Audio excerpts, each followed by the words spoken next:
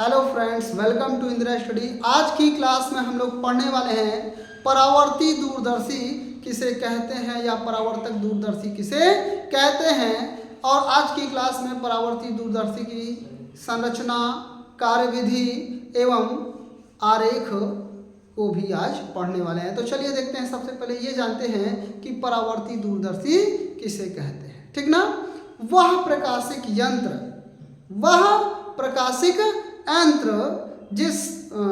जिसके द्वारा दूर स्थित वस्तु का चमकीला प्रतिबिंब देखने के लिए दूर स्थित वस्तु का चमकीला व स्पष्ट प्रतिबिंब देखने के लिए अभिदृश्यक लेंस के स्थान पर एक बड़े फोकस दूरी वाले अवतल दर्पण का प्रयोग किया जाता है। क्या कहलाती है? परावर्ती दूरदर्शी कहलाती है। क्या कहलाती है? परावर्ती दूरदर्शी। फिर से समझिएगा। वह प्रकाशिक यंत्र जिसके द्वारा अधिक दूरी पर स्थित वस्तुओं का स्पष्ट व चमकीला प्रतिबिंब देखने के लिए अभिदृश्यक लेंस के स्थान पर, किसके स्थान पर? अभिदृश्यक लेंस के स्थान पर बड़े फोकस दूरी वाले अवतल दर्पण का प्रयोग किया जाता है। परावर्ती दूरदर्शी या परावर्तक दूरदर्शी कहलाती है। कौन सा दूरदर्शी? परावर्ती दूरदर्शी या परावर्तक दूरदर्शी कहलाती है। तो उम्मीद है परावर्ती दूरदर्शी या परावर्तक दूरदर्शी सभी को समझ में आ गया होगा। अब चलिए समझते हैं कि परावर्ती दूरदर्शी की संरचना क्या होती है और इसका आरेख क्या होता है और इसके द्वारा जो आवर्धन क्षमता है उसका सूत्र क्या होता है। ठीक ना। तो चलिए समझते हैं। तो ये देखिए सामने आपका ये परावर्ती दूरदर्शी या परावर्तक दूरदर्शी का ये आपका क्या दिखाया गया है? संरचना है। परावर्ती दूरदर्शी की क्या है? ये संरचना है। तो इसमें मुख्यतः क्या होता है? एक चौड़ी नली होती है। एक क्या होती है? चौड़ी नली होती है ना। और इसमें किसके स्थान पर? अभिदृश्यक लेंस के स्थान पर अभिदृश्यक दर्पण लगा होता है, जिसे M1 कहते हैं।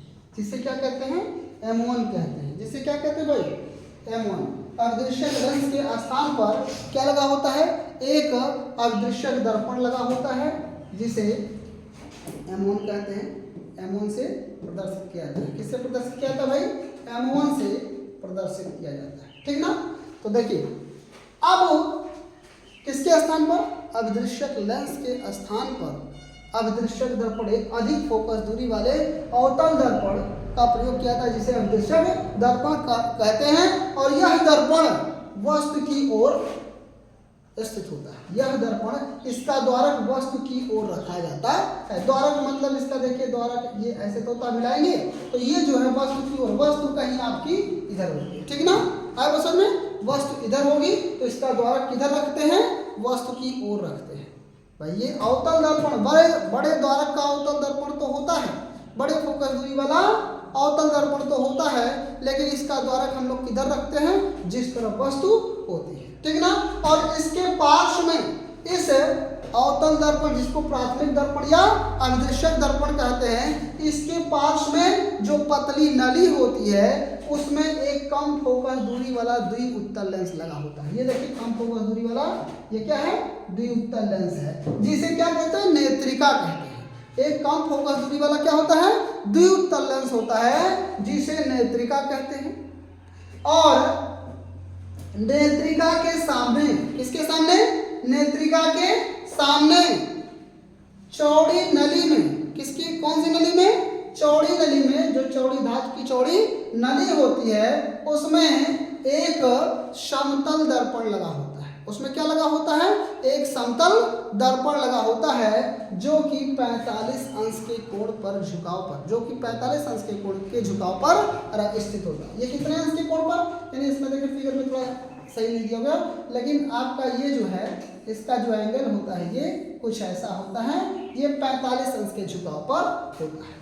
तो ये था आपका क्या? परावर्ती दूरदर्शी की संरचना। ठीक ना। फिर से एक बार समझ लीजिए। परावर्ती दूरदर्शी में धातु की एक चौड़ी नली में एक अधिक फोकस दूरी वाला अवतल लेंस, अवतल दर्पण लगा होता है, जिसका द्वारक वस्तु की ओर होता है। ठीक है, इस दर्पण को अभिदृश्यक दर्पण M1 कहते हैं।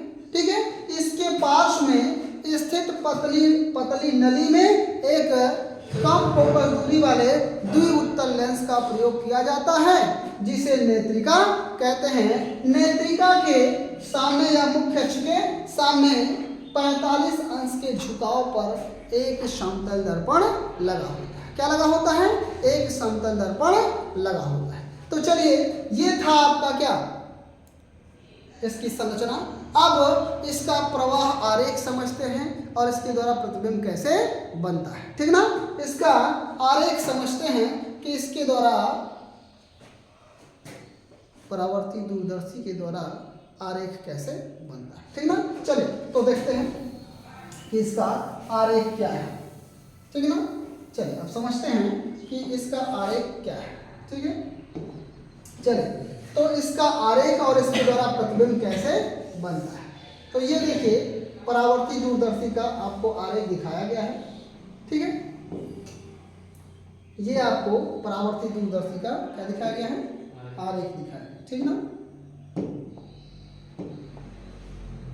चलिए ये देखिए, चित्र में आपको परावर्ती दूरदर्शी का आरेख दिखाया गया है। अब इसके द्वारा ये समझते हैं कि प्रतिबिंब कैसे बनता है। ठीक ना, सर्वप्रथम हम लोग जो अवतल दर्पण या जो अभिदृश्यक दर्पण होता है उसे वस्तु की ओर करते हैं। देखिए, मान लिया एक वस्तु क्या है? AB है।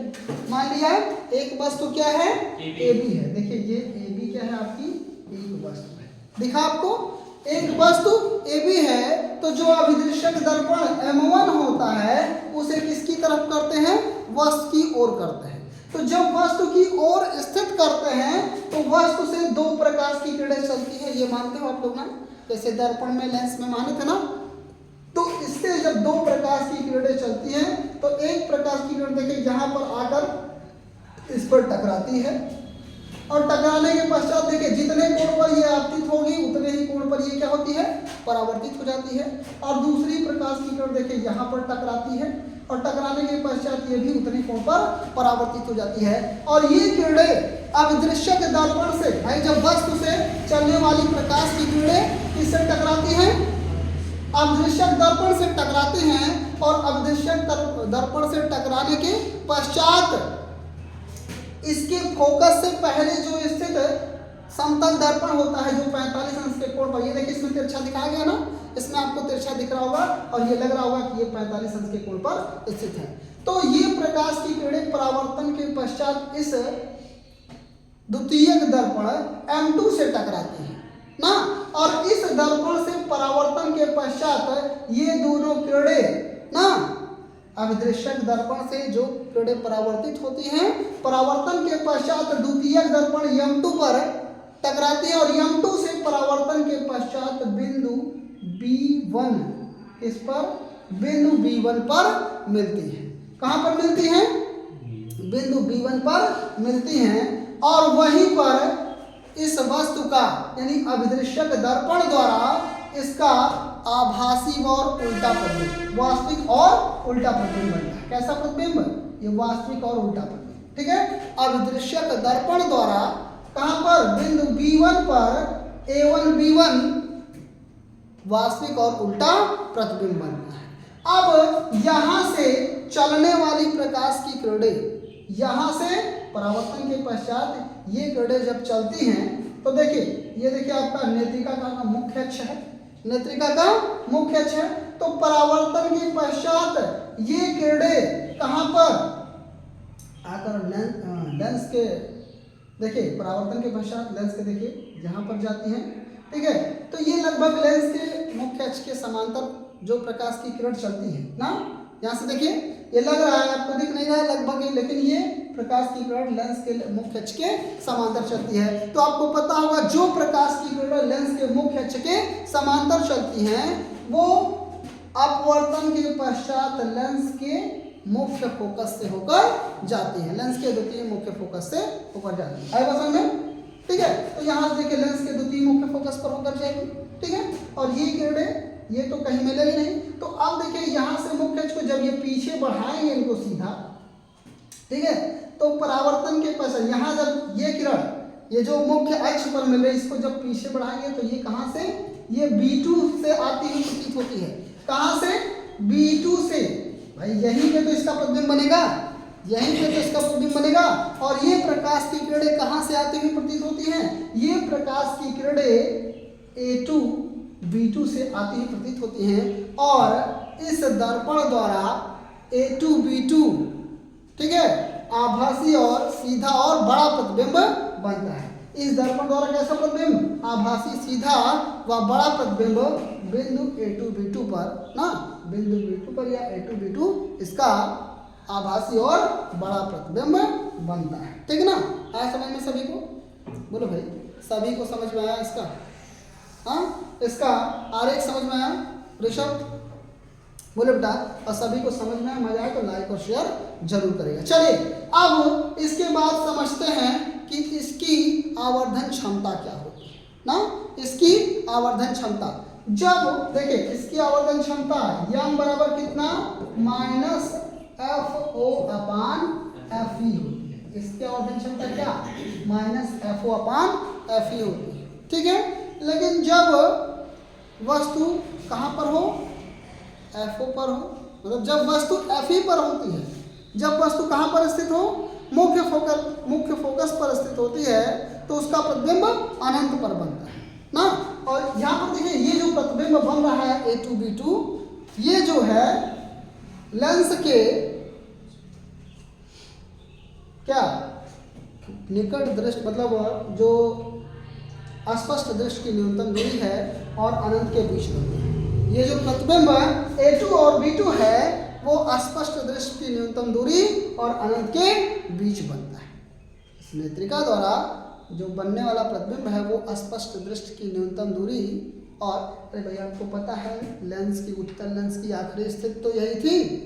प्रतिबिंब आभासी और सीधा कब बनता है, आखिरी स्थिति में, आखिरी स्थिति में ही तो बनता है। भाई ये जो है ये A1 B1 इस लेंस के लिए आभासी वस्तु का कार्य करता है।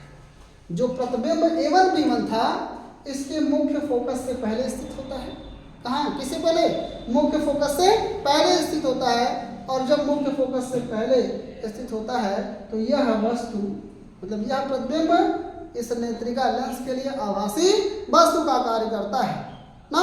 और जब ये आभासी वस्तु का कार्य, जब आपको पता होगा कि उत्तल लेंस के ना मुख्य फोकस और प्रकाशित केंद्र के बीच कोई वस्तु स्थित होती है तो उसके द्वारा बड़ा व आभासी तथा सीधा प्रतिबिंब कहाँ बनता है, पीछे अनंत और स्पष्ट दृष्टि की न्यूनतम दूरी के बीच। कहाँ बनता है, अस्पष्ट दृष्टि की न्यूनतम दूरी और अनंत के बीच बनता है। ठीक ना। तो अब देखिए इसकी जो आवर्धन क्षमता होती है वो कितनी, m बराबर -FO/FE होगी। ठीक ना। लेकिन जब वस्तु अस्पष्ट दृष्टि की न्यूनतम दूरी d पर स्थित हो तब इसकी जो आवर्धन क्षमता होती है वो कितनी हो जाती है, m बराबर कितना हो जाता है इसका, ये आपका हो जाएगा m बराबर FO/FE into 1+FE/d into 1+FE/d। ये इसकी होती है आवर्धन क्षमता। ठीक ना। तो उम्मीद है सभी को ये टॉपिक पसंद आया, वीडियो पसंद, मजा आया समझ में, तो लाइक और शेयर जरूर करेगा। साथ ही साथ जो बच्चे चैनल पे नए तो चैनल को सब्सक्राइब करें। धन्यवाद।